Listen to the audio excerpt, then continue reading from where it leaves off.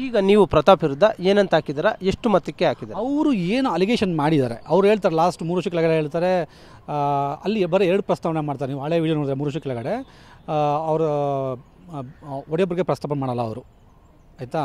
ಅವರ ತಂಗಿಗೆ ಯಾರು ಹೆಣ್ಣು ಕೊಡ್ತೀನಿ ಅಂತ ಹೇಳ್ತಾರೆ, ತಪ್ಪದು. ಹೆಣ್ಣು ಕೊಡಲ್ಲ, ಹೆಣ್ಣು ಗಂಡು ಕೊಡ್ತಾರೆ.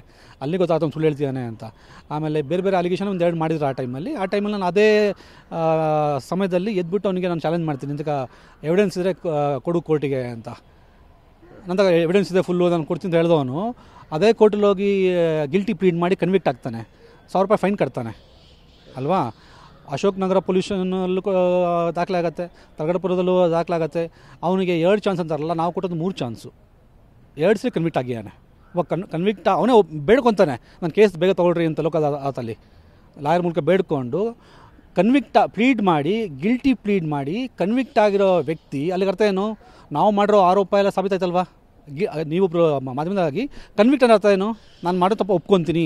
ತುಂಬ ಎದುರಿಸಿ ಬೆದರಿಸಿ ಒಪ್ಕೊಳ್ಳೋಂಗೆ ಮಾಡಿದ್ರು ಅಂತ ಒಂದು ಮೊನ್ನೆ ಸ್ಟೇಟ್ಮೆಂಟ್ ಅಲ್ವಾ ಬಿಗ್ ಬಾಸ್ ಮನೇಲಿ ಆ ಥರ ಮಾತಾಡ್ತಾರೆ ಹೊಡೆದ್ರು. ನಮಗೆ ತುಂಬ ಆಶ್ಚರ್ಯ ಆಗಿದ್ದು ಅಂದರೆ, ನಾನು first of all big boss ನೋಡಲ್ಲ ಸರ್.